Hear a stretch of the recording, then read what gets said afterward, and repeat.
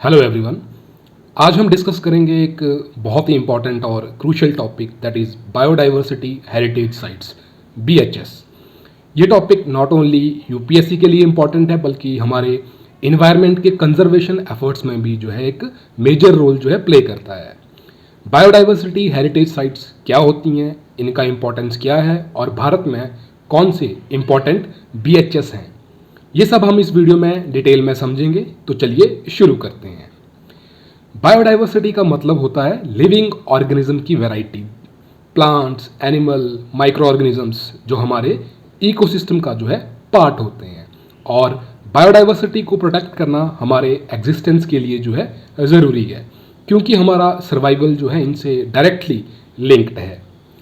Biodiversity heritage sites ऐसे areas होते हैं जो एक्सेप्शनल बायोडाइवर्सिटी और इकोलॉजिकल सिग्निफिकेंस के लिए जो है फेमस है। आपके एग्जाम के पर्सपेक्टिव से ये टॉपिक बहुत ज़्यादा रेलिवेंट है, चाहे वो प्रीलिम्स हो या मेंस हो। अब हम देखते हैं कि बायोडाइवर्सिटी हेरिटेज साइट्स का जो है कंसेप्ट कहाँ से आया। इसके पीछे जो है बायोलॉजिकल डाइवर्सिटी एक्ट 2002 का जो है बहुत बड़ा रोल है। तो कल ही जो है हमने पूरा डिटेल में जो है बायोलॉजिकल डाइवर्सिटी एक्ट 2002 जो है इसको पूरा डिस्कस किया है, तो आप वीडियो को देख सकते हैं। ये एक्ट स्टेट गवर्नमेंट्स को जो है पावर देता है कि वो ऐसे रीजन्स को आइडेंटिफाई करें जहां सिग्निफिकेंट बायोडाइवर्सिटी है और इन्हें जो है बायोडाइवर्सिटी हेरिटेज साइट्स के रूप में जो है डिक्लेयर करें। सेक्शन 37 के अंडर जो है स्टेट गवर्नमेंट्स को जो है ऑटोनॉमी दी गई है कि वो किसी एरिया को जो है बायोडाइवर्सिटी हेरिटेज साइट जो है डिक्लेयर कर सकते हैं। इन साइट्स का गोल है रेयर और एंडेंजर्ड स्पीसीज की प्रोटेक्शन, बायोडाइवर्सिटी को कंजर्व करना और उसके कल्चरल सिग्निफिकेंस को जो है प्रिजर्व करना। ये एरियाज जो हैं नॉन रिस्ट्रिक्टिव होते हैं, यानी यहाँ जो है वाइल्ड लाइफ सेंचुरी या नेशनल पार्क की तरह जो है नहीं होते, जहाँ स्ट्रिक्ट रेगुलेशन जो है फॉलो की जाती हैं। यहाँ जो है लोकल लोगों का कंट्रीब्यूशन भी होता है और इन्हें अपने जो है ट्रेडिशनल वेज में जो है मैनेज करने की जो है परमिशन होती है। तो अब समझते हैं कि इन बायोडाइवर्सिटी हेरिटेज साइट्स का इंपॉर्टेंस क्या है। ये सिर्फ बायोडाइवर्सिटी को कंजर्व करने का एक तरीका नहीं, बल्कि हमारे कल्चरल और ट्रेडिशनल प्रैक्टिसेस को जो है ये प्रिजर्व करते हैं। इससे जो है लोकल कम्युनिटीज़ का जो है रोल और भी ज़्यादा जो है बढ़ जाता है, क्योंकि वो सेंचुरीज से जो है अपने इन्वायरमेंट को जो है प्रोटेक्ट करते आए हैं। ये साइट्स जो हैं नेचुरल रिसोर्सेज का एक रिपोजिटरी होती है जो हमारे फ्यूचर के लिए जो है बहुत इंपॉर्टेंट है। ये जो है सस्टेनेबल डेवलपमेंट के गोल्स को भी जो है सपोर्ट करती हैं, क्योंकि ये इन्वायरमेंटल कंजर्वेशन को जो है ह्यूमन डेवलपमेंट के साथ जो है बैलेंस करती हैं। अब बात करते हैं features of biodiversity heritage sites. सबसे पहले ये एरियाज जो हैं टेरेस्ट्रियल, एक्वाटिक और मरीन इकोसिस्टम को जो है कवर करते हैं। इन साइट्स में जो है स्पेशल फोकस होता है एंडेमिक स्पीसीज पर।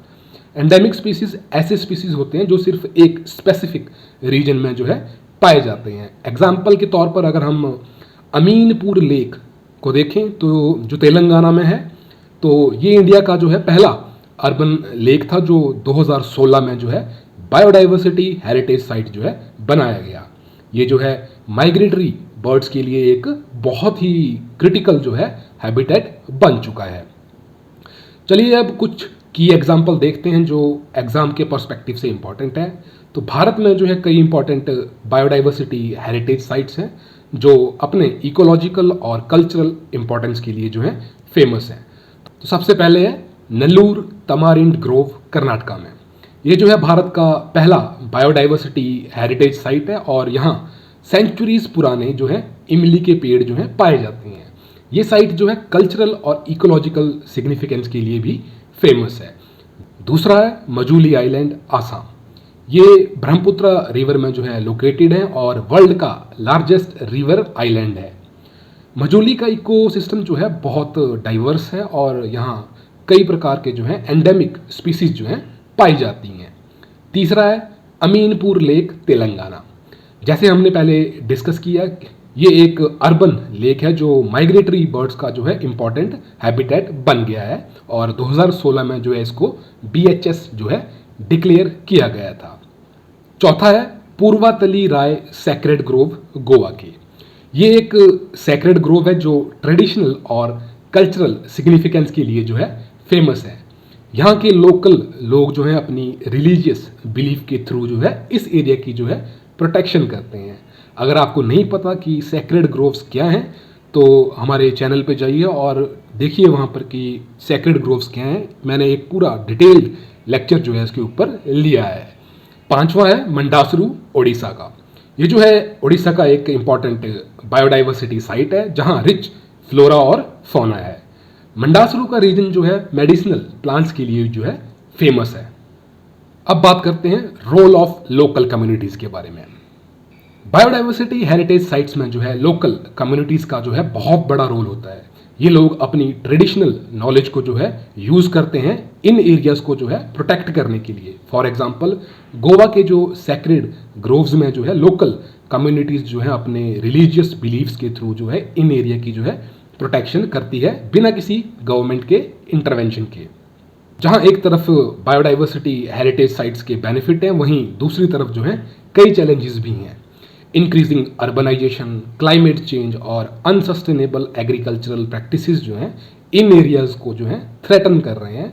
तो गवर्नमेंट ने जो है इसके लिए कई इनिशिएटिव जो हैं शुरू किए हैं। तो पहला है नेशनल बायोडाइवर्सिटी अथॉरिटी जो बायोडाइवर्सिटी एक्ट के इम्प्लीमेंटेशन को जो है मॉनिटर करती है। दूसरा स्टेट बायोडाइवर्सिटी बोर्ड्स जो स्टेट लेवल पर जो है BHS को जो है डिक्लेयर करने का काम करती है। तीसरा पीपल्स बायोडाइवर्सिटी रजिस्टर्स जिसके थ्रू जो है लोकल लेवल पर जो है बायोडाइवर्सिटी का जो है डॉक्यूमेंटेशन किया जाता है। आपसे एक छोटी सी रिक्वेस्ट है, आप जिस भी स्टेट में रहते हैं वहाँ के बायोडाइवर्सिटी हेरिटेज साइट्स को जो है इन नोट्स में जो है ऐड कर दीजिएगा ताकि आपको जो है आपके स्टेट स्पेसिफिक जो एग्ज़ाम्स हैं उनमें भी जो है हेल्प मिल सके। तो फाइनली हम ये समझ पाए कि बायोडाइवर्सिटी हेरिटेज साइट्स का इम्पोर्टेंस हमारे इन्वायरमेंट और कल्चर जो है दोनों के लिए कितना ज़्यादा है। इन साइट्स को कंजर्व करना सिर्फ एक इन्वायरमेंटल रिस्पॉन्सिबिलिटी नहीं है बल्कि एक कल्चरल ड्यूटी भी है। जैसे जैसे इन्वायरमेंटल इशू जो है बढ़ते जा रहे हैं वैसे वैसे इन एरियाज़ को जो है प्रोटेक्शन और ज़्यादा जो है ज़रूरी होता जा रहा है। दोस्तों अगर हमें अपने बायोडाइवर्सिटी को बचाना है तो हमें इन हेरिटेज साइट्स को जो है प्रोटेक्ट करना होगा। ये सिर्फ हमारे नेचुरल हेरिटेज नहीं है बल्कि हमारे कल्चरल आइडेंटिटी का भी जो है एक हिस्सा है। थैंक यू फॉर वॉचिंग और आपका सफ़र सफल हो UPSC की जर्नी में। Best of luck. धन्यवाद। जय हिंद।